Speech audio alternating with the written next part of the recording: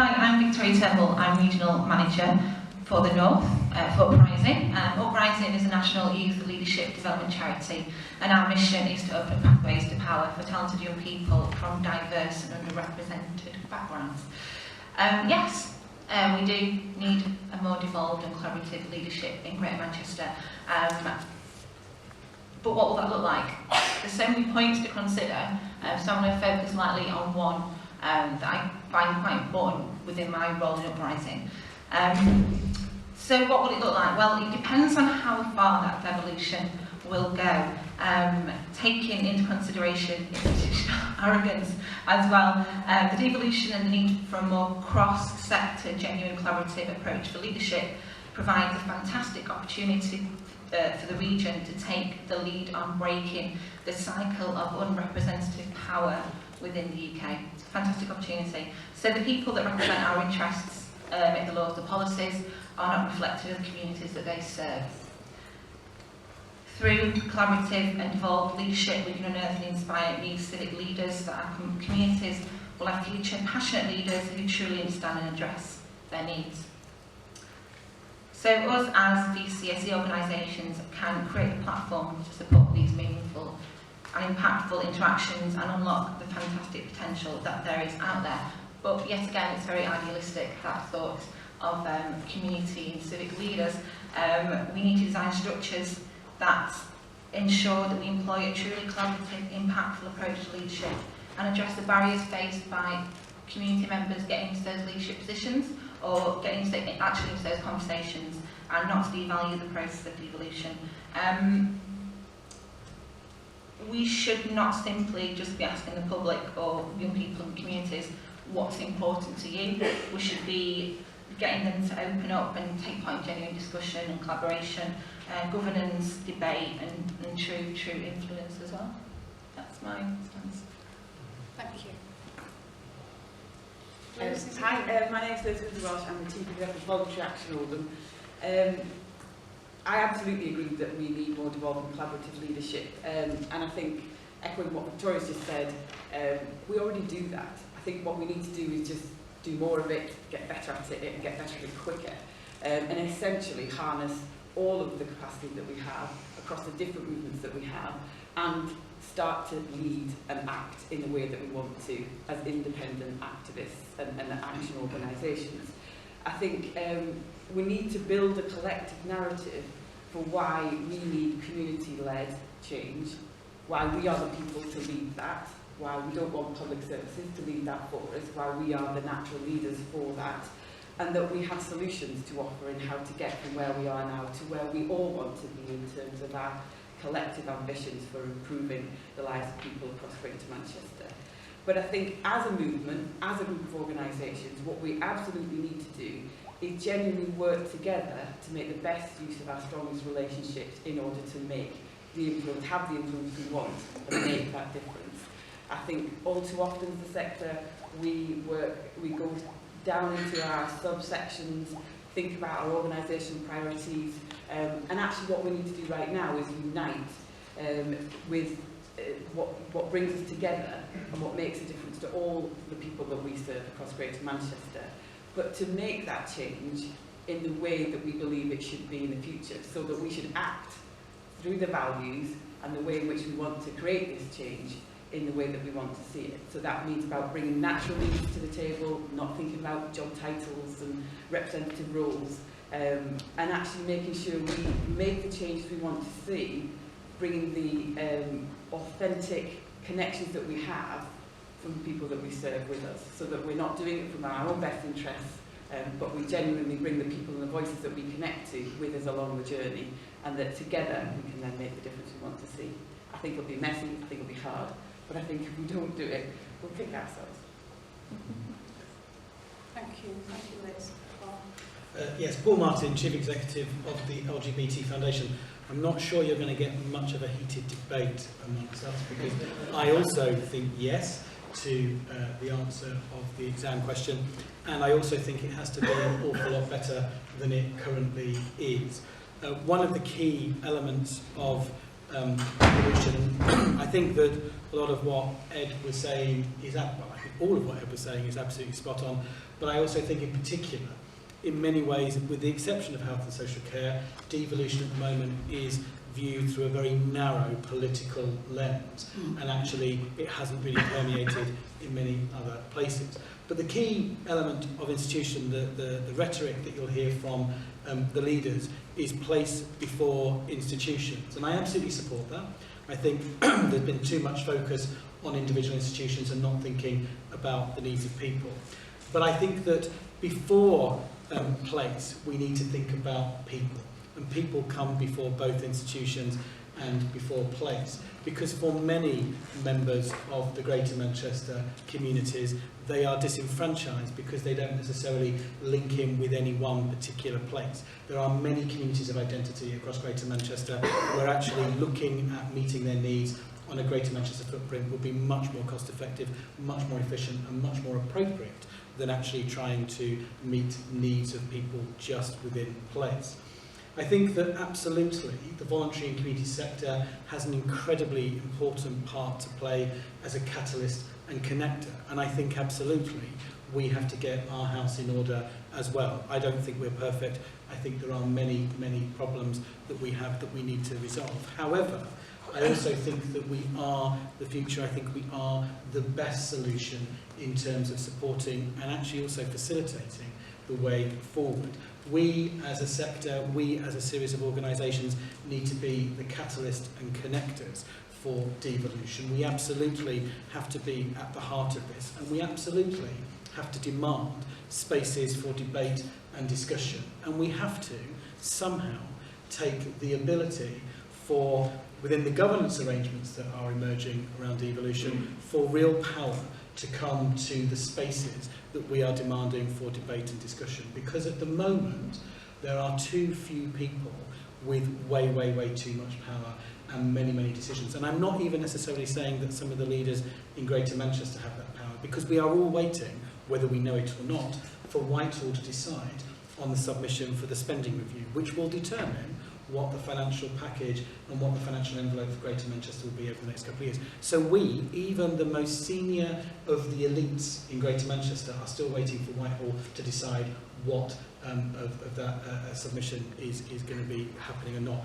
One of the problems I think that we are encountering at a GM level is I'm not sure how many people in this room will have actually seen that submission to the Treasury for the spending review. I certainly haven't. I don't know whether Warren has, but certainly there isn't very much transparency amongst the decision making at the moment. There are a number of people in this room, I'm sure, that are involved in developing their locality plans for their borough, but actually when that all comes together in the Greater Manchester plan, I'm not sure how many of us will see that before it's submitted, and I'm not sure how many of us will be able to make comment on the overall plan. So I think that we have to create really genuine spaces for debate and discussion. I think that absolutely there are unique opportunities, and whilst I am quite critical of the current democratic deficit within devolution, I got told off last week for using that term, democratic deficit. Apparently it's a very contested term. However, I think there is a deficit at the heart of this democratic process, and I think that's true for many of the leaders as well.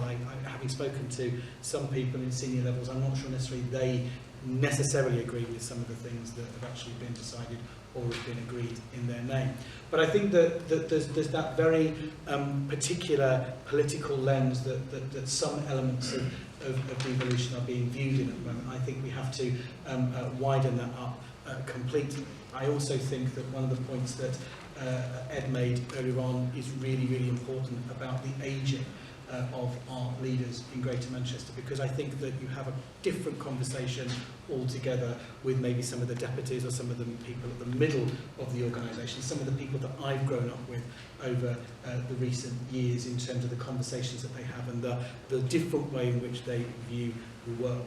What I absolutely want to finish on is that I'm sorry, but I wanted to, I'm just rounding up for it. But one of the things I do want to absolutely finish on is not to miss the opportunities that devolution presents us with. We need to grab them all with both hands, and we need to wrest the control if we need to, and absolutely make it worthwhile for our communities that we represent and who we serve.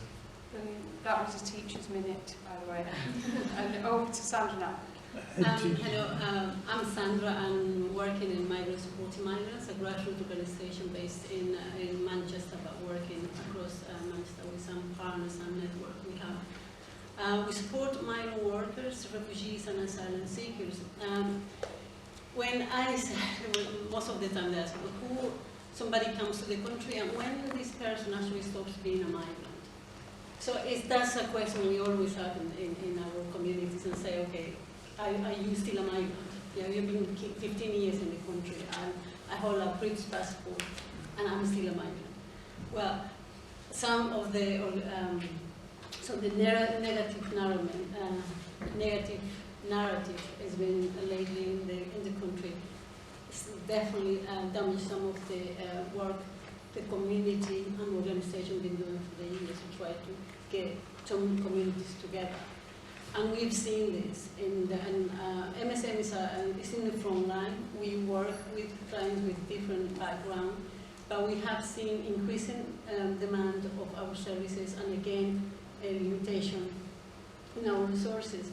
So yes, definitely devolution is an answer for our prayers, I hope, because we would like to see a better, easy access to resources. For the work that we do. The majority of our work is being done by volunteers, and obviously for us it's a luxury to have funding for the city council, which is very, very hard to get lately because apparently it's all placed there not in the agenda anymore. So hopefully this will change. Well, we want to say very point to the devolution and what that will mean for Manchester. I think there is some facts in the region when the economic growth will happen. Economic growth is one of the most important pull factors for migration. Migrants will come. There is no doubt about it. So we'll see in the history and will come, and we actually will also the country is being committed to receive more refugees in the future. What we'd like to know is that Manchester actually, or its devolution, has migration as a key issue to be analysed and to be also get everybody together to talk about it. Because I think there is a need for that, and I haven't seen that in the proposals anywhere. I think it's the needs of migrants, refugees, or asylum seekers, or people that are living here, and the second generation of migrants. I think it's been implicit in the health and transport and everything. But it's a very, very important to know that it's first generation migrants. They have very specific needs, and it's very important to be also in the agenda, and we call for a more explicit plan for migration, and it should be, we'd like to ask if there is a policy, social policy in regards to migration. And also we call to a more proactive reaction to migration. You know, at the moment it's been always reactive. Something, it has to be, we have to wait till something happens and then react and try to find the answers to the problem. But again, yeah, this is what we stand on. There will be a way to work in groups, collaborative work definitely is the way to go. But equally, it should be an internal evolution as well. And the big actors also share a little bit of the work, and most of our partners or small community organizations, they are willing to do more, as MSM also is that ready to do the work. Thank you, Sandra. It's a general consensus, isn't it, that, as I was saying, that devolution and democracy comes from the bottom up. We're all pretty much agreed on that. With all lot of different ways and means and ideas of that happening. But if, you know, all four of us agree on that, then how many other people in our sector agree with that, and what sort of movement is that going to make? That's really exciting. That's great. How do you think that will be effective? You know, when you talk about the collaboration and then well, it needs to be structured in a way so that we haven't got panels and sub-panels and committees, and we're having a meeting about a meeting that's going to happen a meeting down the line, because it happens all the time in Manchester. We've got focus groups, you know. I have been on consultation boards, and everyone seems to be talking about the same stuff, but it's not ever brought together. So I haven't got a solution myself. I can't think about it, but like it needs to be structured. Unless the panel have real burning questions, because there's such a consensus there in what each panel member have said. Unless you've got some burning question for each other or comment about what each other have said, I wonder whether it's worth now opening up the questions and the discussion to the floor, and also to include in that the two keynote speakers as well.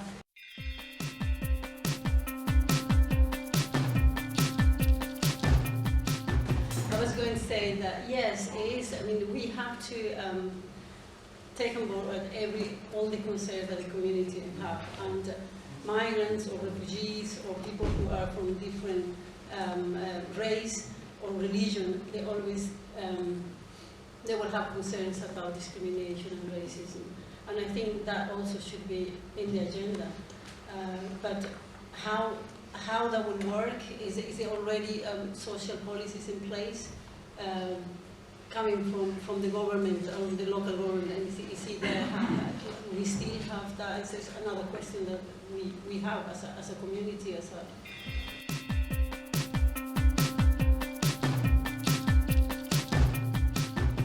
Thank you for such a brilliant question, and I promise, Warren, I didn't set that up. I really promise that I didn't do that. I think you're absolutely right, and I think that your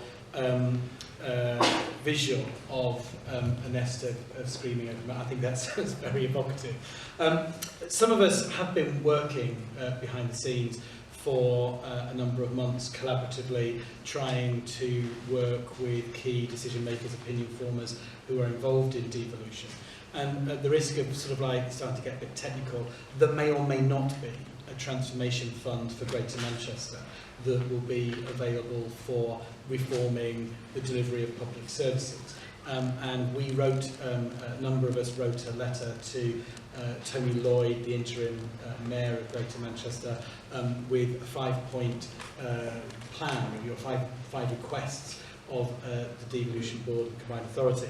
And one of those was about ring-fencing 10% of that transformation fund for either to be available to voluntary community and social enterprise sector, or at the very least for the public sector providers to include voluntary community and social enterprise organisations as part of the supply chain. That was just something that we kind of like were flying a kite really, just sort of to say, don't just leave the reforms of the public sector in the hands of the public sector. We have an incredibly important, incredibly valuable role to play in the way that those services might be developed, and also, as you so eloquently put, the kind of the services that already exist. So I think that there are some moves in there, but I think that we need to more collectively, lobby for an appropriate slice of the pot. I think it's really important that the services that we provide and that we develop are on the basis that they meet a range of different criteria, and not lost or are not swept aside in the cuts that are coming over the coming years. That we're equally represented around governance, so that the sector can participate in terms of our role in terms of public services, and where we identify systems failure and opportunity within system redesign. I think that's really, really important. But I also think we are not the public sector. We're not the public sector for a reason. And we bring something different to Greater Manchester, an energy and a movement that we should not mix up. Where charities are different to public sector, and our movement and the reasons for why we do what we do is different. The values of why we do it the way we do it are different, and the way in which we do it inherently brings social value to the table. And I think that's the narrative, that's the argument we should be trying to win across Greater Manchester, is to say, The solution isn't in the public sector. The solution is partly in the public sector, but it's also in the independent sector and also in the private sector. But the independent sector has a vision for what it can do, what it wants to do, and that does need resourcing. It needs to be acknowledged, it needs to be valued, and we have some solutions to bring to the table of how we combine all of the wealth of our voices and our reach at its micro level to create the impact that we want to see without scaling up so much that we lose the essence of what we're about. And I think that's our job as different agencies working together, different voices and voluntary and community organisations working together. And we've got to get some space to debate that, about how we're going to do that, and also influence around public services and the way that they're going to transform their services. And I think we need to start to talk about both.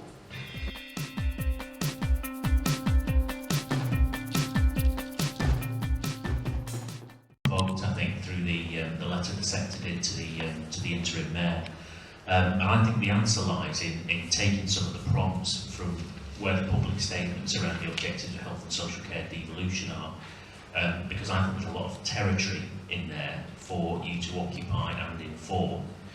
Because if we say the objective of health and social care devolution is to make the fastest possible improvement in the health of Greater Manchester's population, there are a couple of things that move into that space then. So we have to think of the potential impacts that we could have if we started prioritising the health of those whose health is currently poorest, which I think probably relates to the first question as well, because the potential and impact at that end is significant. But I also think you need to you've got an opportunity to hold us at our word then and make the case for a different kind of approach that would have a disproportionate effect on the health improvement of the population. So I think there's part of the door which is at least ajar that says actually you've got this kind of recognition from the statutory health sector that says what we're currently doing and have grown up used to doing isn't working, and actually it's unsustainable. And if we were successful in the transformation fund, the only thing we did was locate it in the current system, it would buy us about 8 months. If we were successful in the transformation fund and did something radically different with it, that could buy sustainability. So that's the territory you need to move into. What's the contribution that you think could be made through a different approach to the sector? And I think that set of hungry mouths actually might say something quite startling to us then.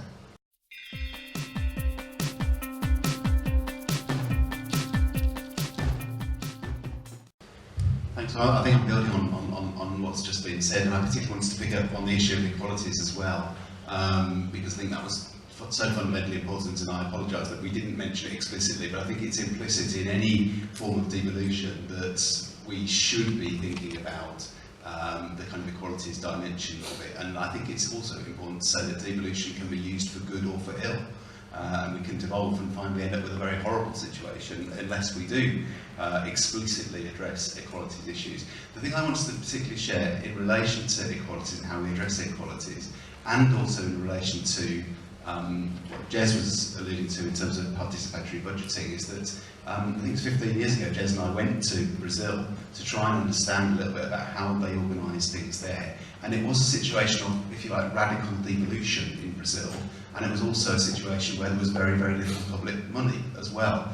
And the two things that I think I learned from that experience in Brazil about how the voluntary community sector organised itself, or perhaps three. Firstly, they were very participatory. They didn't rely on representative democracy, because they'd had a very bad experience of representative democracy, and so they were trying to think all the time about more participatory forms of democracy. The second thing linked to that is that they were highly organised, and I think that's almost a bit of a, we're a bit nervous in the voluntary sector to get ourselves organised, because we like to think that actually we're all very kind of independent and autonomous, and but actually that does lead to cliques basically, and it does lead to certain people representing others without being formally representative. And the Brazilian situation, they got themselves highly organised. And then the third thing we learned from Brazil was that they had to get their hands on public finances. And public finances weren't for the public sector, they were for the general public.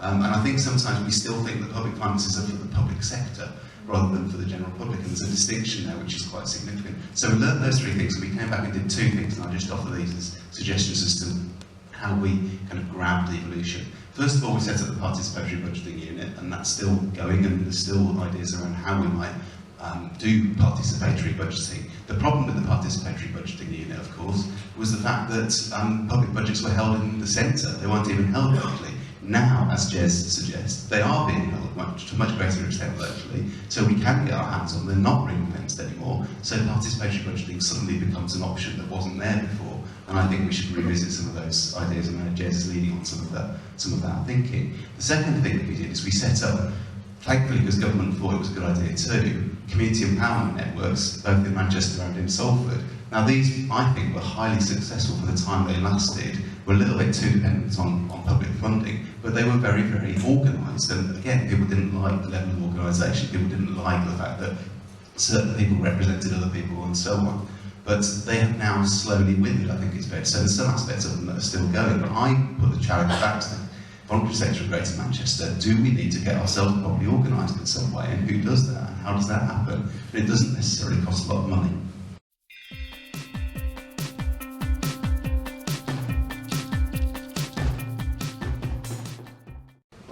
I think it's a very useful analysis of the situation. I don't disagree particularly with what you've said. In fact, I think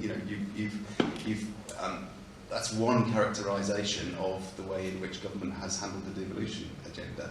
I think, though, as I said earlier, it is the only game in town, and for that reason we need to grab it, and we need to make the most of what we can, but continue to challenge central government to also be a bit more sort of flexible and a bit more generous, let's put it that way, in the way in which it's currently operating.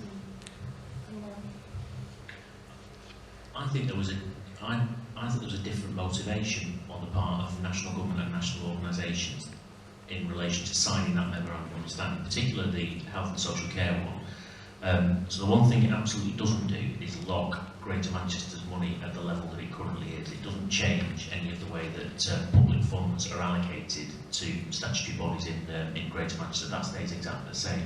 So if out of this comprehensive spending review there is increased money for the NHS nationally, Greater Manchester would get its share of that increase, and we would have done a poor job in negotiating that memorandum of understanding if we didn't have that as a basic premise. I think the real motivation of national government and NHS England as the kind of the key national body that was involved in those discussions was the fact that actually they know the current system isn't working, and they're looking for somebody to give them a big scale response. Greater Manchester found itself at the front of that queue because Greater Manchester does more big-scale responses than any other part of England. I think what it unlocks for us is a seat at the table of a spending review round that's currently underway, and I can guarantee, as somebody who works with 12 CCGs and 15 hospitals and 10 councils locally, there'd be 500 other organisations across England that would give their right arm for the seat at the table that we've got at the moment. So we don't lose anything by being a participant in this devolution conversation.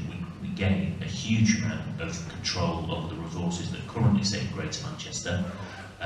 If there is, I would expect there to be a bumpy financial future for public services, I'd still rather that we were taking the decisions on that than having exactly the same financial future, but the decisions being out of our hands and being taken in Leeds and London, which was the option that we had.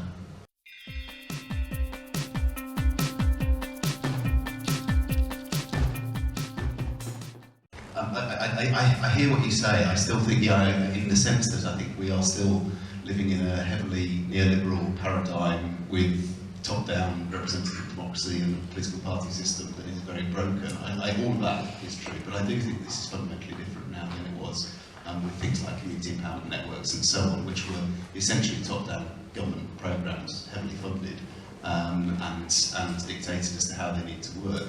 What is really very, very different to that, the current context, is A, there's no money, or much less money, and B, there is now a genuine sense that we have to invent things from the bottom up. We're not being told how to invent things at all, and we are in Greater Manchester doing that to a large degree.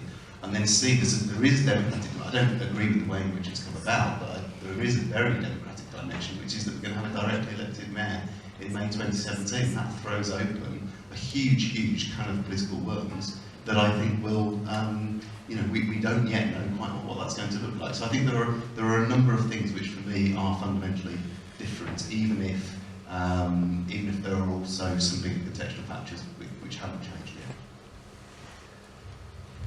Can I just say, I won't say whether it's hugely different or not, because you probably know, so I'm really young, so I don't remember that last wave.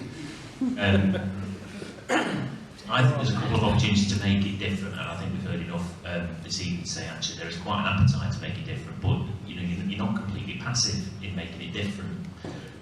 So I think there's quite an invitation here to say actually if we wanted to be different, what do we think would characterise it from our side? Because actually that's more likely to garner greater influence with the statutory sector that might have a degree of muscle memory that wants to flick back into the traditional ways of doing it, but you can make that really hard if you organise yourselves properly. Thank you very much.